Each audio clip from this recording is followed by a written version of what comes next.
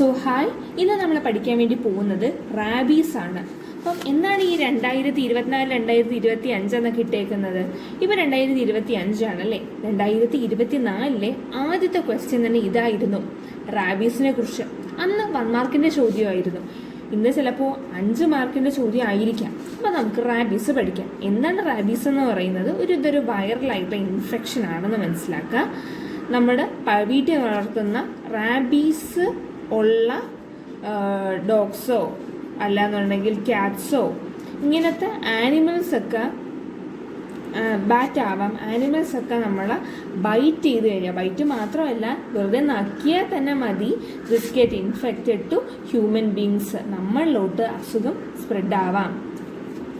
കൂടുതലും എഫക്റ്റ് ചെയ്യുന്നത് it's because of the rabies dog. And ആളുകൾ എങ്ങനെയാണ് മരിക്കുന്നത്? It is due to hydrophobia. അതായത് അവർക്ക് വെള്ളത്തിനോട് ഭയങ്കര പേടിയാണ്. അവർക്ക് വെള്ളം കുടിക്കണം എന്നുള്ളൊരാഗ്രഹമുണ്ട്, പക്ഷേ അവർക്ക് പേടിയാണ്. വെള്ളം കാണുമ്പോൾ അവർ പേടിക്കും. അങ്ങനെ അവർ മരിച്ചു പോകുന്നത് തന്നെ.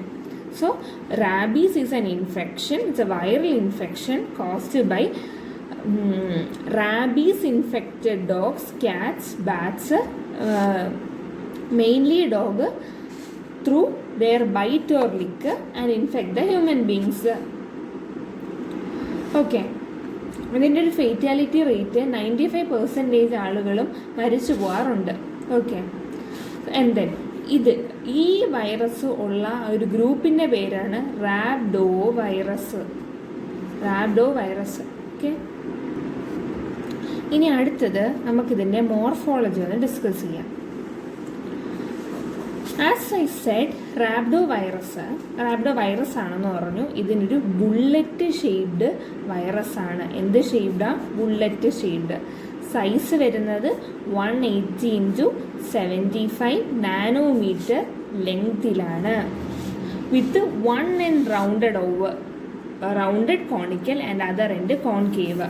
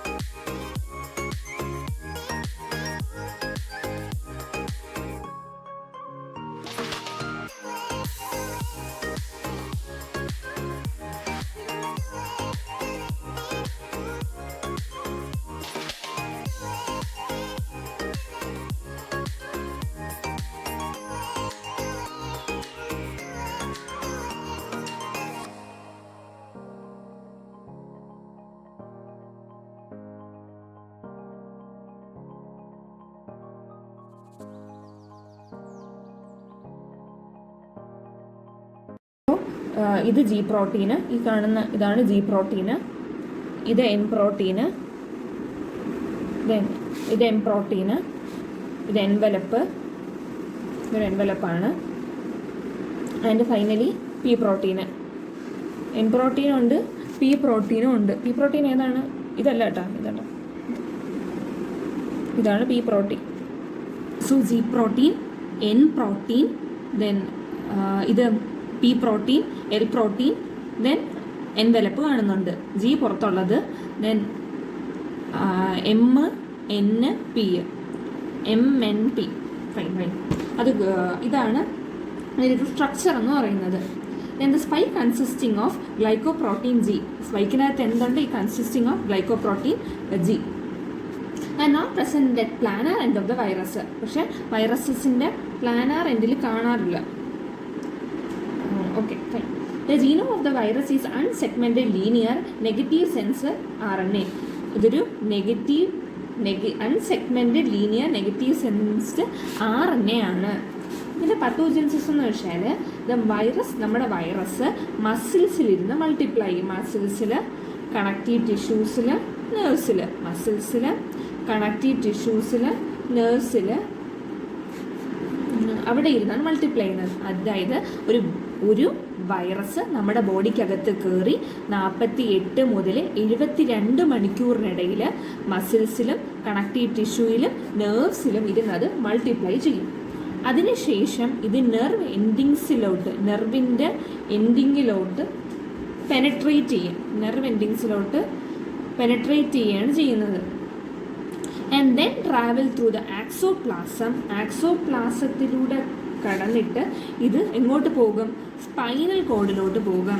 നോ ഡൗട്ട് സ്പൈനൽ കോഡിലോട്ട് പോകും.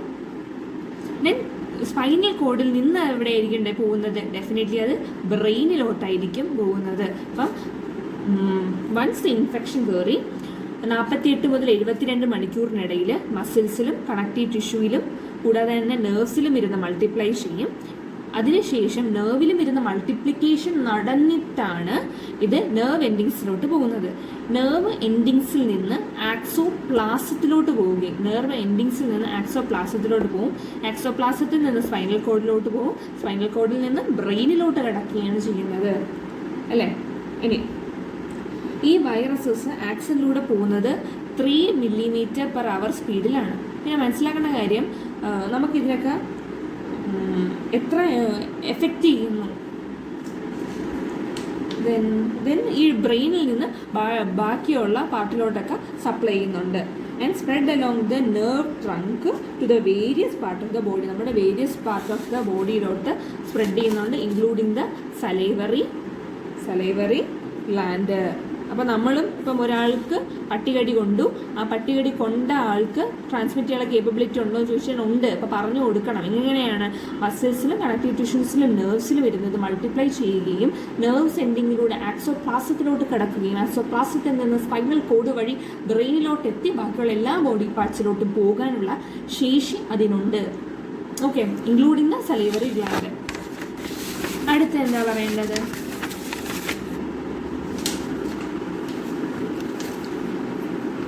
ഈ viruses then again starts to multiply in the salivary gland. Salivary ഗ്ലാൻഡിലിരുന്ന് വീണ്ടും ഇരുന്ന് മൾട്ടിപ്ലൈ ചെയ്യുകയും അത് സലൈവയിലൂടെ പുറത്ത് പോവുകയും ചെയ്യും. ഓക്കെ, അങ്ങനെ നമ്മുടെ ബോഡിയിലോട്ട് എല്ലായിടത്തും എത്തിക്കഴിഞ്ഞു. എല്ലാ ടിഷ്യൂസിനെ എഫക്റ്റ് ചെയ്ത് കഴിഞ്ഞാൽ the chances of fatality is high. Okay, then ഇപ്പം പാല് കൊടുക്കുന്നതിലൂടെയും മിൽക്കിലൂടെയും കൂടാതെ തന്നെ യൂറിനിലൂടെയും ഈ വൈറസസ് പുറത്തോട്ട് പോകാം, ഷെഡ് ചെയ്യാം. പക്ഷേ വൈറീമിയ അത്ര ക്ലിനിക്കലി സിഗ്നിഫിക്കൻ്റ് അല്ല. ഇൻക്യുബേഷൻ പീരീഡ് 1 to 3 months പറയുന്നത്. 1 to 3 മാസം.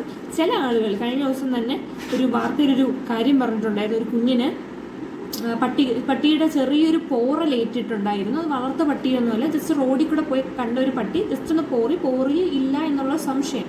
കുറച്ച് നാൾ കഴിഞ്ഞ് കേൾക്കുന്നത് ആ കുട്ടിയുടെ മരണ വാർത്തയാണ്. Because she didn't got proper vaccination after that. Vaccination കൃത്യമായി നടന്നിട്ടില്ല. കുഞ്ഞിന് എന്ത് പറ്റി? കുഞ്ഞ് മരിച്ചുപോയി. സോ അതിനിപ്പം ചെറിയൊരു പോറിലാണെങ്കിൽ പോലും ആ റാബീസ് ഉള്ള ഇൻഫെക്റ്റഡ് ആയിട്ടുള്ള പട്ടിയുടെ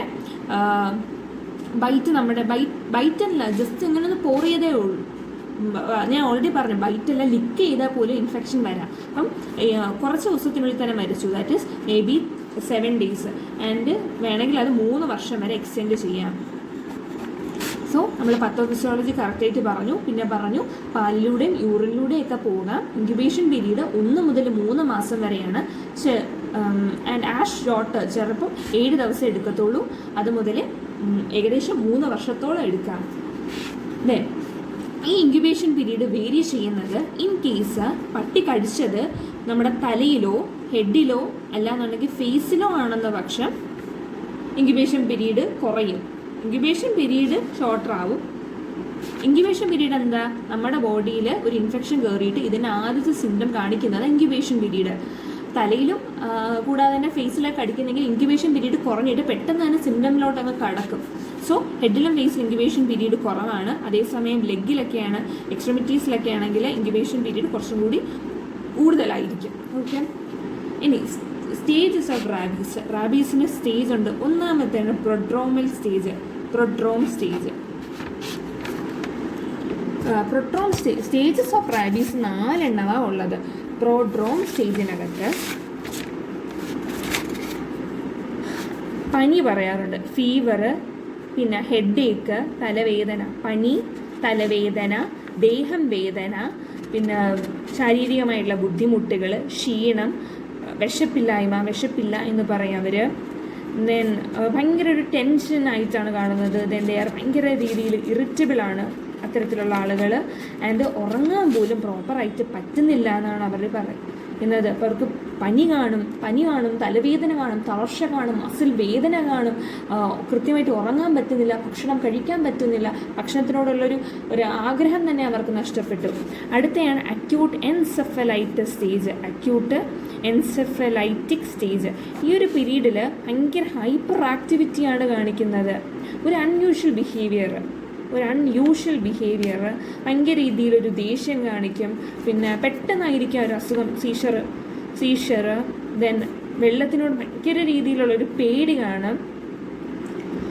അതുകൊണ്ട് തന്നെ അവർക്ക് ഡ്രൈ ആയിട്ടുള്ള ഫുഡ് മാത്രമേ കഴിക്കാനായിട്ട് സാധിക്കുള്ളൂ. റെസ്പിറേറ്ററി പ്രോബ്ലംസ് കാരണവും ഹാലൂസിനേഷൻ കാരണവും പെട്ടെന്ന് തന്നെ അവർ ഡെത്തിലോട്ട് പോവുകയാണ് ചെയ്യുന്നത്. ഭയങ്കര പേടിയായിരിക്കും ബേസിക്കലി ഹാലൂസിനേഷൻ. അപ്പോൾ ഇവർക്ക് എന്താ പ്രോഡ്രോം ഞാൻ പറഞ്ഞു, അത് നമുക്ക് ബേസിക് ആയിട്ട് പറയുന്ന പോലെ വിശപ്പില്ലായ്മ, തളർച്ച, ഉറക്കമില്ലായ്മ, ഇങ്ങനത്തെ പ്രശ്നമാണെങ്കിൽ അക്യൂട്ട് എൻസെഫലൈറ്റിസ് എന്ന സ്റ്റേജ് വരുമ്പോൾ തലയുമായിട്ട് ബന്ധപ്പെട്ടതാണ്. അവിടെ അവന് പ്രോപ്പറായിട്ട് ചിന്തിക്കാൻ പറ്റുന്നില്ല, ഭയങ്കര ഇറിറ്റേഷനായിരിക്കും, എജിറ്റേഷൻ പറയും, സീഷർ ഉണ്ടാവാം, ഹൈഡ്രോഫോബിയ അവന് പറയാറുണ്ട്. Then convulsions, even hallucination, respiratory കൺവൽഷൻസും ഹാലൂസിനേഷൻ മൂലം പെട്ടെന്നാണ് മരണത്തിലോട്ട് അടുക്കുന്നത്. അടുത്തയാണ് പാരലൈസ് ആയിപ്പെടുക. മസിൽസിന് ഇവിടെ മസിൽ സ്പാസം സംഭവിക്കുന്നുണ്ട്. ആൻഡ് സീഷർ കൊണ്ട് പെട്ടെന്ന് തന്നെ കോമ സ്റ്റേജിലോട്ട് കടക്കുകയാണ് ചെയ്യുന്നത്. അടുത്ത ഡെത്ത് എന്ന് പറയുന്നത് പാരലൈസ് ആയ സ്റ്റേജിൽ തന്നെ, പാരലൈസ് സ്റ്റേജ് കഴിഞ്ഞ ഉടനെ തന്നെ പേഷ്യൻറ്റിന് വേറെ വഴിയൊന്നുമില്ല, പേഷ്യൻ്റ് മരണത്തിന് കീഴടങ്ങിയല്ലാതെ. കാരണം എന്ത് ചോദിച്ചു കഴിഞ്ഞാൽ ഡെഫിനറ്റ്ലി റെസ്പിറേറ്ററി അറസ്റ്റ് കൊണ്ട് തന്നെ ആയിരിക്കാം, അല്ലാന്നുണ്ടെങ്കിൽ അതിൽ നിന്നുണ്ടാവുന്ന മറ്റ് കോംപ്ലിക്കേഷൻസ് കൊണ്ടുണ്ടാവാം. ശ്വസനം അവിടെ പ്രോപ്പറായിട്ട് നടക്കുന്നില്ല. അപ്പം നമ്മളിവിടെ പ്രോട്രോമും അക്യൂട്ട് എൻസെഫലൈറ്റിസും പാരാലിസിസും ഡെത്തുമാണെങ്കിൽ 4 സ്റ്റേജുകൾ. അപ്പം നമ്മൾ ഇത്രയും നേരം പഠിച്ചത് എന്താണ് റാബീസ് എന്നായിരുന്നു. റാബീസ് എങ്ങനെ പടരുന്നു, പട്ടിയും പൂച്ചയും വവ്വാല് മുതലുള്ള എന്ന ഓർഗാനിസത്തിൽ നിന്നും അവരുടെ ബ്ലിക്ക് വഴിയോ ബൈറ്റ് വഴിയോ സ്ക്രാച്ച് വഴിയോ നമുക്ക് അസുഖങ്ങൾ പടരാം എന്ന് പറഞ്ഞിട്ടുണ്ടായിരുന്നു. പിന്നെ എങ്ങനെയാണ് ഈ അസുഖം വരുന്നതെന്ന് ഇപ്പം നമ്മൾ പറഞ്ഞായിരുന്നു.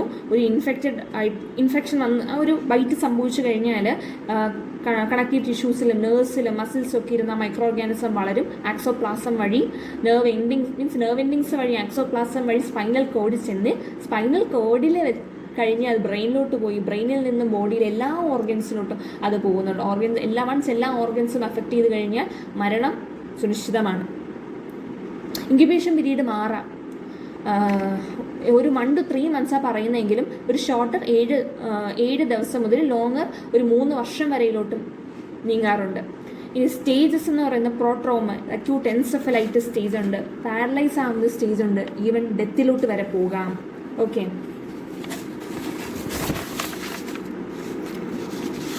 അടുത്തയാണ് ലബോറട്ടറി ഡയഗ്നോസിസ്. എങ്ങനെ എനിക്കിത് ലാബിൽ കണ്ടെത്താൻ വേണ്ടി പറ്റും? ലബോറട്ടറി ഡയഗ്നോസ് ചെയ്യാൻ പറ്റും. റാബീസ് റാബീസ് എങ്ങനെ കണ്ടെത്താം? The diagnosis may be demonstrated by 2024 MCQ question എന്ന് പറഞ്ഞത്. നൈഗ്രി ബോഡീസ് ഉണ്ടെന്നുണ്ടെങ്കിൽ നമുക്ക് സസ്പെക്റ്റ് ചെയ്യാം, യെസ് റാബീസ് ഉള്ള പേഷ്യൻ്റ് ആണ്, റാബീസ് ആണ് പ്രശ്നമെന്ന്. Then the isolation of the virus by the intracerebral inoculation of mice. ഇങ്ങനെ എവിടെ നിന്നൊക്കെ? ബ്രെയിനിൽ നിന്നും, സെറിബ്രോ സ്പൈനൽ ഫ്ലൂയിഡിൽ നിന്നും, സലൈവയിൽ നിന്നും ആൻഡ് യൂറിൽ നിന്നും. ഫെസിലിറ്റീസ് അവൈലബിൾ ആണെങ്കിൽ PCR, RNA by PCR, rabies virus RNA by PCR it's a very sensitive method. Okay. So basically Negri ബോഡീസിൻ്റെ കാര്യം മറക്കരുത്. നെഗ്രി ബോഡീസ്, ഓക്കെ, നെഗ്രി ബോഡീസിൻ്റെ കാര്യം പറയണം. പിന്നെ isolation of the virus by intracerebral inoculation of mice. എവിടെ നിന്നൊക്കെ മൈസിൻ്റെ from can be attempted from the brain, CSF, saliva, urine. അപ്പം മേളിൽ നിന്ന് പറയാം, ബ്രെയിൻ ഉണ്ട്, CSF ഉണ്ട്, ദെൻ സലൈവ പറയും, യൂറിൻ പറയും. ക്ലിയർ ആണല്ലോ. പിന്നെ PCR ചെയ്യാം. ഇനി വാക്സിൻസ്, നമുക്ക് 2 വാക്സിൻ, എല്ലാത്തിനും നമ്മൾ ബേസിക്കലി 2 വാക്സിൻസാണ് പറയുന്നത്. ഒന്ന്, എക്സ്പോസ്ഡ് ആവുന്നതിന് മുമ്പ് പ്രിവെൻറ്റീവ് മെഷേഴ്സ് എടുക്കാം, പ്രിവെൻറ്റീവ് വാക്സിനേഷൻ, അല്ലെങ്കിൽ പ്രീ എക്സ്പോഷർ, പ്രോഫിലാക്സിസ്. എന്താണ് പ്രോഫിലാക്സിസ്? ട്രീറ്റ്മെൻറ്റ് എന്ന രീതിയിൽ. പ്രിവെൻറ്റീവ് വാക്സിനേഷൻ ആരെടുക്കണം എന്ന് ചോദിച്ചു കഴിഞ്ഞാൽ ഈ ഹെൽത്ത് കെയർ വർക്കേഴ്സ്, മെയിൻലി റാബീസുമായിട്ട് വർക്ക് ചെയ്യുന്ന, റാബീസിൻ്റെ ആ ഒരു എന്താണ് സ്പെസിമെൻ്റ് ഡീൽ ചെയ്യുന്ന ആളുകൾ, പിന്നെ ഈ മൃഗങ്ങളുമായിട്ട് ഇൻട്രാക്ട് ചെയ്യുന്ന ആനിമൽ ഹാൻഡിലേഴ്സ്, ദെൻ വെറ്റിനേറിയൻസ് ആണല്ലോ ഈ ആനിമൽസിൻ്റെയൊക്കെ ഡോക്ടർ, അവർക്ക് വേണ്ടേ കൃത്യമായിട്ടുള്ള ഡോസ്. അപ്പം ഇതൊക്കെ ചെയ്യണം. 3 ഡോസിലാണ് നമ്മൾ റാബീസിൻ്റെ വാക്സിൻ കൊടുക്കുന്നത്. ഒന്ന്, എപ്പോഴാണോ ആവശ്യം അപ്പം കൊടുക്കുക, ഡോസ് 1 ആസ് അപ്രോപ്രിയേറ്റ് കഴിഞ്ഞിട്ട് ആ ഒരു ദിവസം ഫസ്റ്റ് ഡേ കഴിഞ്ഞിട്ട് 7ാമത്തെ ദിവസം വേണം സെക്കൻഡ് ഡോസ്.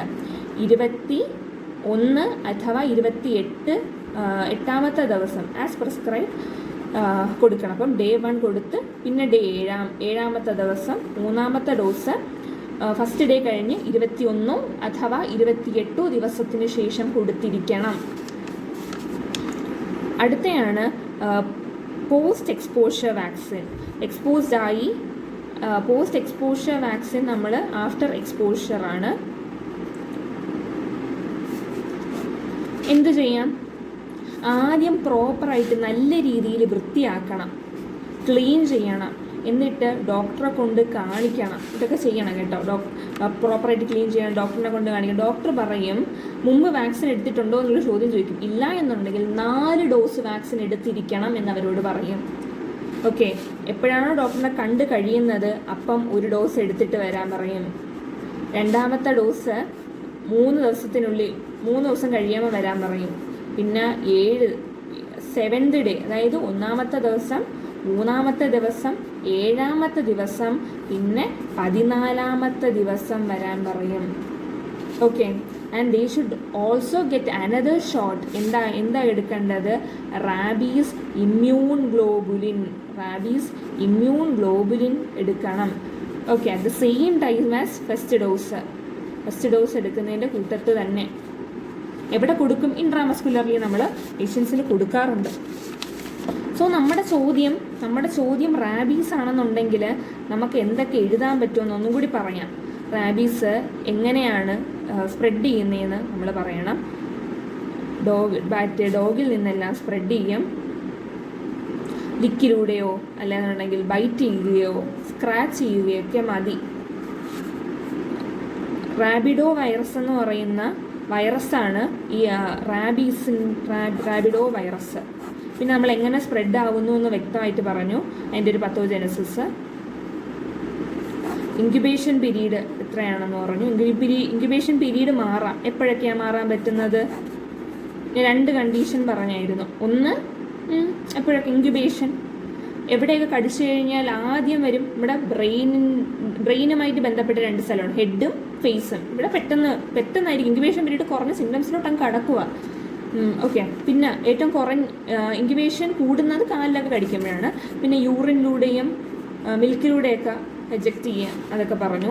പിന്നെ ഇതിൻ്റെ പല 4 സ്റ്റേജസുകൾ ഡിസ്കസ് ചെയ്തു. പ്രോഡ്രോമൽ, പിന്നെ അക്യൂട്ട് എൻസെഫലൈറ്റിസ്, പാരലൈസ് ആയി പോകുന്നത്, ഡെത്തിലോട്ട് പോകുന്നത് ഡിസ്കസ് ചെയ്തിട്ടുണ്ടായിരുന്നു. പിന്നെ ലാബിൽ പോകുമ്പം നെഗ്രി ബോഡീസിൻ്റെ കാര്യവും പിന്നെ മൈസിൻ്റെ കാര്യം പറഞ്ഞു. ഇൻട്രാസെറിബ്രൽ ഇനോക്കുലേഷൻ, ദെൻ PCR ടെസ്റ്റിനെ കുറിച്ച് പറഞ്ഞായിരുന്നു. ഇനി വാക്സിൻ എടുക്കുന്ന സമയത്ത് പ്രീ എക്സ്പോഷർ ഡോസ് ആണെങ്കിൽ 3 ഡോസ് എടുത്താൽ മതി. അത് 1ാമത്തെ ദിവസം 1 7, 21. ഇവിടെ 1, 3, 7, 14. 1 സെയിം 1 7 സെയിം 1 സെയിം 1 സെയിം. ഇത് പെട്ടെന്ന് തന്നെ നമ്മൾ കൊടുക്കണം. ഇതും കൊടുക്കണം ഇതിൻ്റെ ഇടയ്ക്ക്. ഇതൊരു 24 അല്ലാന്നുണ്ടെങ്കിൽ 28 ദിവസങ്ങളിൽ മതി.